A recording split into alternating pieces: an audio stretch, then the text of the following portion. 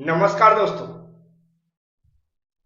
Refrigeration and air conditioning जिसके अंदर मैं कुछ ऐसे ऑब्जेक्टिव न्यूमेरिकल क्वेश्चन समझाने की कोशिश कर रहा था जो पिछले कई प्रकार के गवर्नमेंट एग्जाम में पूछे जा चुके हैं। उसी का आज मैं नेक्स्ट पार्ट लेकर आया हूं, पार्ट नंबर 5। और आज के वीडियो में मैं टोटल 5 ही न्यूमेरिकल समझाने वाला हूं। इससे पहले जो भी पार्ट मैं डाल चुका हूं वह आप देखना चाहते हैं तो मैंने उसके लिए RAC MCQ के नाम से एक प्लेलिस्ट बना दी है, उसमें जाकर आप देख सकते हैं। और यदि आप PDF के थ्रू स्टडी करना चाहते हैं और अधिक MCQ क्वेश्चन के लिए तो आपको AB क्लासेस से डाउनलोड करना पड़ेगी।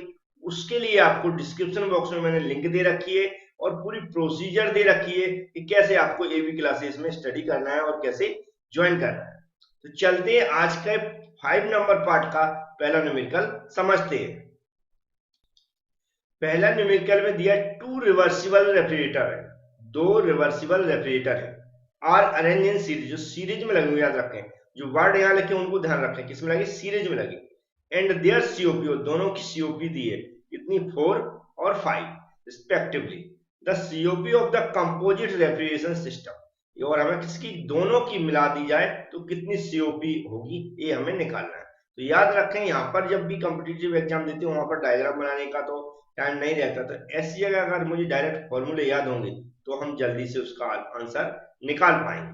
तो यहाँ पर हम कंपोजिट जो रेफ्रिजरेशन है अगर सीरीज में लगे हैं तो उसकी सीओपी होती है, उसकी डायरेक्ट फॉर्मूले से इसका सॉल्यूशन बना के और इसका आंसर निकालते हैं। तो यहाँ पर गिवन डाटा लिखने की जरूरत नहीं है, जो हमारा किसका निकालना है, कंपोजिट रेफ्रिजरेशन सिस्टम का। इसका जो डायरेक्ट फॉर्मूला होता है वो होता है सीओपी, किसकी, फर्स्ट रेफ्रिजरेटर की। सीओपी यहाँ पर फर्स्ट लिख दें into COP of second refrigerator, किसकी, सेकेंड रेफ्रिजरेटर, बटे बटे में क्या होता है, 1 प्लस सीओपी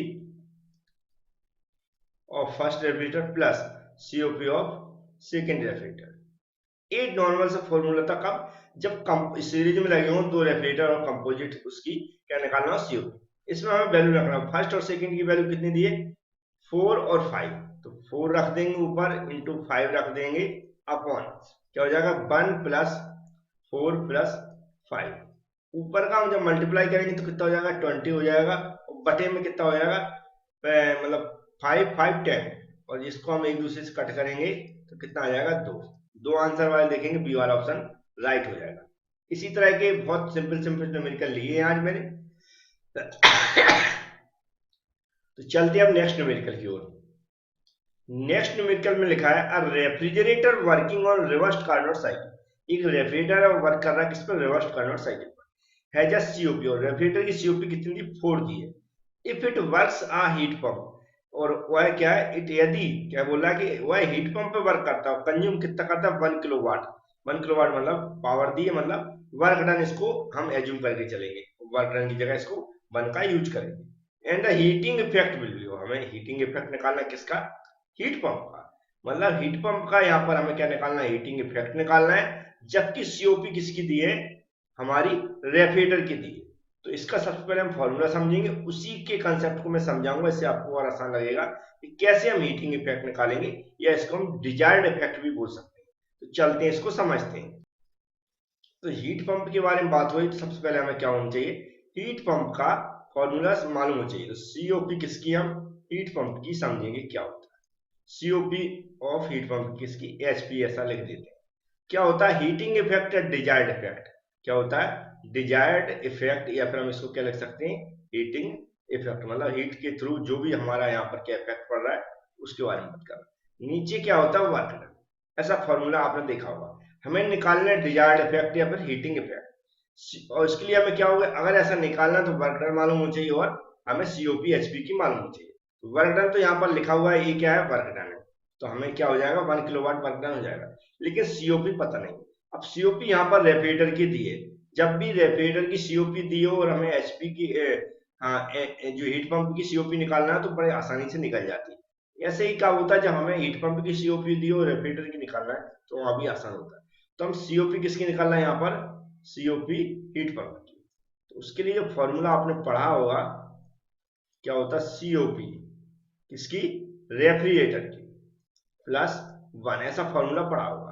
तो इसमें हम क्या करेंगे, रेफ्रिजरेटर की सीओपी कितनी दिए, 4 दिए, प्लस 1, तो कितनी आ जाएगी 5। मतलब हमने क्या जो हमारा हीट पंप है उसकी सीओपी कितनी निकाली, 5 निकाली। तो यहाँ पर हमें सिर्फ वैल्यू रखना, सीओपी ऑफ हीट पंप कितनी, 5 निकाल लिए मैंने, और ऊपर क्या है हीटिंग इफेक्ट अपॉन क्या हो जाएगा, वर्क डन 1। अब हमें क्या करना है, ये जो हीटिंग इफेक्ट निकालना, तो एच ई इधर लिख देंगे, इसका इसमें क्रॉस मल्टीप्लाई हो जाएगा, तो कितना आ जाएगा 5 किलोवाट। तो हमारा कौन सा आंसर हो जाएगा, सी वाला ऑप्शन राइट हो जाएगा। तो इसको मैं टिक कर दें। उम्मीद है आपको समझ में आया होगा। इसी तरह इसका कंसेप्ट क्या होता है, जब हमें ए वाली दी है तो जो आपने पढ़ा होगा COP of refrigerator equal to क्या हो जाएगा, जिब्बा इधर आ जाएगा, मतलब क्या हो जाएगा सीओपी ऑफ एचपी माइनस 1। ये जो फॉर्मूले बनते हैं इनको आप याद रखें, क्योंकि कई बार ऐसा हमें निकालना पड़ता है। अब चलते हैं नेक्स्ट न्यूमेरिकल की ओर। नेक्स्ट न्यूमेरिकल में लिखा है a single stage single acting reciprocating refrigerator compressor. जो रेफ्रिजरेटर के अंदर जो भी हमारा सिंगल एक्टिंग जो कंप्रेसर यूज किया था उसके बारे में बात कर रहा है। हैज द फॉलोइंग डाटा, उसका कुछ डाटा दिया, क्लियरेंस वॉल्यूम दिया 0.0005 मीटर की, स्ट्रोक वॉल्यूम दिया 0.01 मीटर की, और सक्शन वॉल्यूम दिया 0.0084 मीटर की। हमें निकालना है volumetric efficiency of compressor. Volumetric efficiency of compressor, इसका फॉर्मूला आपने कम ही पढ़ा होगा, फिर भी बहुत सिंपल है, मैं इसको अभी सॉल्व करूंगा तो आसान लगेगा। आपको याद रखना है, ऐसे अगर न्यूमेरिकल फिर से पूछे जाते, जैसा मैं बता चुका हूँ कि आप एप्लीकेशन पर हमारी स्टडी कर सकते हैं, उसको मैं आगे बताऊंगा, पहले इसको सॉल्व कर देता हूँ। तो जैसा मैंने बताया कि हम गिवन डाटा बहुत कम लिख रहे हैं और लिखने का काम भी कम कर रहे हैं, यहाँ डायरेक्ट मैं एरो लगाते देता हूँ। क्या निकालना मुझे, वॉल्यूमेट्रिक इफिशियंसी इक्वल टू क्या हो जाएगा, इसका जो फॉर्मूला होता है वो होता है सक्शन, क्या होता है S U C suction volume, suction volume upon upon होता है स्ट्रोक वॉल्यूम, क्या होता है स्ट्रोक वॉल्यूम।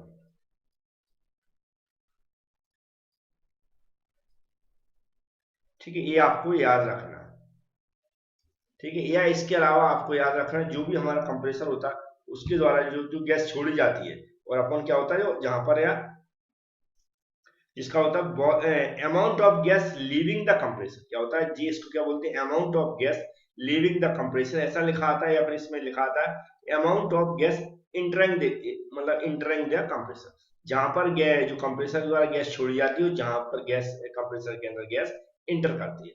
ऊपर वाले क्या बोलेंगे, जहां पर गैस को मतलब छोड़ा जाता है और सक्शन वॉल्यूम बोलते हैं, और जहां पर इंटर करती है उसे पूरा क्या बोलते हैं, स्ट्रोक वॉल्यूम बोलते हैं। इनकी वैल्यू कितनी दी है यहाँ पर, बस वैल्यू रखना हमें 0.0084 अपॉन स्ट्रोक वॉल्यूम जी यहाँ पर दिया है, कितना दिया है 0.01। जैसा मैं पहले ही कैलकुलेट करके रख लेता हूँ, तो इसका जो आंसर आ रहा है वह आ रहा है मतलब 0.84। उसको परसेंटेज निकालना तो हम 100 का मल्टीप्लाई कर देंगे, कितना हो जाएगा 84%। तो हमारा कौन सा हो जाएगा, फर्स्ट वाला ऑप्शन राइट हो जाएगा। तो ये छोटे छोटे फॉर्मूले होते हैं, हमें याद रखना होता है, या ये प्रैक्टिस से आती है। अब चलते हैं नेक्स्ट न्यूमेरिकल की ओर। यहाँ पर 1 मिनट समय लूंगा आपको, ऐसे स्टूडेंट जिनको प्रॉब्लम आ रही है ये भी क्लासेस से आपको ज्वाइन करने में, वो आज जब भी डाउनलोड कर लें उसको दी गई लिंक उस पर क्लिक करके, या फिर आप डायरेक्ट लिस्ट में जाकर भी इसको सर्च कर सकते हैं। वहां पर देखेंगे आप सबसे पहले भाषा सुनेंगे तो इंग्लिश चुन लें वहां पर, इसके बाद क्या करेंगे कुछ ऐड आएंगे, 3 बार स्किप कर दें तो take me to the test आ जाएगा, इस पर क्लिक करें। इस पर क्लिक करने के बाद आप यहाँ पर साइन अप करके क्लिक कर सकते हैं, जहाँ कुछ डिटेल मांगेगी। डिटेल भरने के बाद आपको क्या करेंगे, आपकी जो ईमेल आईडी दी है मोबाइल के अंदर उसके सोशल पर एक हमारी ओटीपी जाएगी, वो ओटीपी यूज करके साइन अप कर सकते हैं, या फेसबुक और गूगल से डायरेक्ट क्लिक करके आप जीमेल आईडी के थ्रू लॉग इन कर सकते हैं। आगे जाएंगे तो यहाँ पॉपुलर एग्जाम और ऑल एग्जाम कैटेगरी 2 ऑप्शन आएंगे, तो हमें इसको छोड़ के इस पे क्लिक कर देना। इस पे ऑल एग्जाम कैटेगरी क्लिक करेंगे तो ऑल एग्जाम कैटेगरी क्लिक करते ही कुछ ऐसा ऑप्शन आ जाएगा, जैसे कि यहाँ पर क्लिक दिख रहा होगा आपको। अब यहाँ पर गवर्नमेंट एग्जाम डीआरडीओ, इस पर क्लिक करेंगे, गवर्नमेंट एग्जाम डीआरडीओ क्लिक करके आपको कैसा ऑप्शन खुलेगा मैं बता देता हूँ। वहां कुछ इस तरह का ऑप्शन आएगा डीआरडीओ, डीआरडीओ पे क्लिक करते ही आपको नीचे दिखेगा आरएसी और ऑटोनॉमस, तो आरएसी पर आपको क्लिक कर देना है, तो नीचे आ जाएगा रेड कलर में कुछ लिखा हुआ आ जाएगा, मतलब एग्जाम प्रिपरेशन के लिए लिखा आएगा। तो एग्जाम प्रिपरेशन जहां पर लिखा आएगा रेड कलर में उस पर क्लिक कर दें, तो तो कुछ ऐसा ऑप्शन पूरा कंप्लीट हो जाएगा, मतलब आप अब एबी क्लासेस को ज्वाइन कर सकते हैं। नीचे देखेंगे हमें ई बुक चाहिए, मतलब पीडीएफ चाहिए, तो ई बुक में मिलेगा। इस ई बुक पे क्लिक करते ही आपको क्या करेंगे, ई बुक पे क्लिक करेंगे तो वहां पर आपको जो भी रेफ्रिजरेशन से रिलेटेड पीडीएफ आपके ऊपर आ जाएंगे, उसमें से जिससे भी आपको स्टडी करना है उस पर आप क्लिक करके स्टडी कर सकते हैं। अब चलते हैं नेक्स्ट न्यूमेरिकल। नेक्स्ट न्यूमेरिकल में लिखा हुआ for a simple vapour compression cycle. कौन सी है? सिंपल वेपर कंप्रेशन साइकिल है। ठीक है, नेक्स्ट लगा एंथैल्पी एट, एंथैल्पी दी इसमें, याद रखें क्या दिया, एंथैल्पी एट सक्शन पे कितनी दी है, 1600 kilo joule per KG. Enthalpy at discharge from the compressor, compressor से जब डिस्चार्ज की जाती तो वहां पर दिया 1800 kilo joule per KG. Enthalpy at exit from the condenser कितनी दी, 600 kilo joule per KG. What is the COP of the refrigeration cycle, जो पूरी साइकिल है उसकी हमें सीओपी निकालना है। तो फॉर्मूला वही होता है, लेकिन इसमें हमें समझना होगा कि ये H1 क्या होता है, H2 क्या होता है, H3 क्या होता है, H4। एक डायग्राम के थ्रू मैं समझा रहा हूँ, उसको ध्यान से समझ लें। तो एक डायग्राम बना रहा हूँ, उसको ध्यान से यहाँ समझ लें। हमने मान लिया क्या यहाँ पर क्या लगा, एक कंप्रेसर लगा, क्या रखें, शॉर्ट फॉर्म लिख रहा हूँ कंप्रेसर। ठीक है, ऐसा जुड़ा हुआ है कंप्रेसर। ऊपर कंप्रेसर जाके क्या लगा हुआ है, कंप्रेसर के बाद क्या लगा जाता है, कंडेंसर। कंडेंसर है ना, CON यहाँ पर शॉर्ट में लिख दिया है, कंडेंसर। कंडेंसर के बाद हमेशा देखा होगा आपने थ्रॉटल वाल्व या एक्सपेंशन वाल्व लगाया था। क्या लगाया था, एक्सपेंशन वाल्व या थ्रॉटल वाल्व। और क्या लगा रहता है वहां पर, एवोपरेटर। और हमने यहाँ आपको मान लिया एवोपरेटर लगा हुआ है। ये नॉर्मल साइकिल बना दी हमने सिर्फ कि हमारे पास जो कंपोनेंट लगे कंप्रेसर। कंप्रेसर क्या करता है, उसको सब एवोपरेटर से जो भी हमारी एंथैल्पी, जो भी हमारी क्या क्या निकलती है, एवोपरेटर के बाद हमारी वेपर फॉर्म में क्या निकलता है, लिक्विड, जो भी रेफ्रिजरेंट रहता है। तो यहाँ पर जो शक करता है उसको हम क्या मानते हैं, उसकी जो एंथैल्पी होती है उसको हम क्या H1 मानते हैं, याद रखते हैं। एवोपरेटर से निकलेगी वो कंप्रेसर जो शक करेगा उसको हम क्या मानते हैं, H1 मानते हैं। तो कंप्रेसर के द्वारा छोड़ी जाती है, कंप्रेसर के द्वारा जो भी लिक्विड छोड़ा जाता है वेपर फॉर्म में, वो इसको हम क्या मानते हैं, H2 मानते हैं। और ये क्या लगा, कंडेंसर, याद रखें ये क्या, कंडेंसर। कंडेंसर के द्वारा जो भी हमारी लिक्विड कंडेंस करके छोड़ा जाता है उसको हम क्या मानते हैं, H3 मानते हैं। क्या मानते हैं, H3। और जो हमारा थ्रॉटल वाल्व के द्वारा छोड़ी जाती है उसको क्या मानते हैं हम, H4। तो यहाँ पर H1, H2 और H3, H4 क्या होते हैं, देखो ये कंप्रेसर क्या है, यहाँ से सक करता है, क्योंकि कंप्रेस करता है वो उससे पहले कि सक करता है, मतलब उसका सक्शन वाल्व ओपन हो जाता है, उसमें क्या जाती है हमारी लिक्विड, जो वेपर फॉर्म में हमारा लिक्विड जाता है। तो ये हमारा सक्शन कहाँ लिखा है, सक्शन ये लिखा हुआ है। तो सक्शन लिखा हुआ तो H1 क्या हो जाएगा, 1600। आगे क्या करें, enthalpy at discharge from the compressor, compressor के द्वारा डिस्चार्ज मतलब इसके द्वारा छोड़ी जा रही है H2। H2 कितना दिया हुआ है, 1800 किलो जूल पर केजी। और enthalpy at exit from the condenser, condenser के द्वारा छोड़ी जा रही है जो क्या है, H3, तो दिए 600 किलो जूल पर केजी। और जितनी यहाँ पर इसकी एंथैल्पी रहती है और एवापोरेटर में जाने से पहले भी कितनी रहती है, उतनी रहती, ये भी याद रखें। ठीक है, साइकिल से आप समझेंगे पीवी डायग्राम तो समझ में आ जाएगा। अब इतने हमें डाटा दिया है, हमें डायरेक्ट फॉर्मूला याद रखना है। क्या होता है सीओपी ऑफ रेफ्रिजरेटर की, ऐसा क्या होती है, रेफ्रिजरेशन इफेक्ट अपॉन क्या होता है, वर्क डन। तो इसका जो डायरेक्ट फॉर्मूला है वो मैं बता रहा हूँ आपको, क्या होता है AH1 माइनस AH2 अपॉन क्या होता है AH2, यहाँ पर क्या लिखा है AH3, क्या होता है AH3 या फिर AH4 भी लिख सकते हैं अगर डाटा ऐसा दिया हो, माइनस H1। क्या हुआ, H1 माइनस H3 या फिर H4 upon H2 minus H1। इस फॉर्मूले को आप डायरेक्ट याद रख लें। और H1 H2 H3 क्या होते हैं, ये यहाँ से हम इस डायग्राम से आप समझ लें। तो यहाँ पर डायरेक्ट वैल्यू रखेंगे, H1 की वैल्यू कितनी दी है, 1600 माइनस H3 H4 की वैल्यू कितनी दी है, 600 अपॉन H2 कितना दिया हुआ है, 1800 मतलब 1800 माइनस कितना दिया हुआ है, 1600 H1 दिया। तो ये वैल्यू समझ में आ रही है, इसमें से इसको जो घटाएंगे कितना आ जाएगा, 1000 अपॉन इसमें से इसको घटाएंगे तो कितना आ जाएगा, 200। इसको इसमें से क्या करेंगे, कट कर देंगे, तो कितने बार जाएगा, 5 बार जाएगा। तो हमारी 5 क्या आ जाएगी, सीओपी आ जाएगी। इसको मैं टिक कर देता हूं यहाँ पर। 5, मतलब बी वाला ऑप्शन राइट है। तो उम्मीद है हमें ये फॉर्मूला याद रखना है, H1 H2 H3 क्या होता है यहाँ पर याद रख के क्या होता है H3 या फिर H4। अब चलते हैं नेक्स्ट न्यूमेरिकल की ओर। तो ऐसा ही न्यूमेरिकल एक और दिया, समझना, देखो मैं समझाने की कोशिश करूँ। A simple saturated refrigeration cycle has the following state point. देखो एंथैल्पी आफ्टर कंप्रेशन, क्या दिया आफ्टर, मतलब कंप्रेशन के बाद हमने क्या माना था H2, याद रख कंप्रेशन के बाद क्या माना था H2, 425 दिया H2, मतलब एंथैल्पी आफ्टर थ्रॉटलिंग, मतलब एक्सपेंशन वाल्व या थ्रॉटलिंग वाल्व के बाद क्या माना था H4, मतलब H4 125 दिया हुआ है।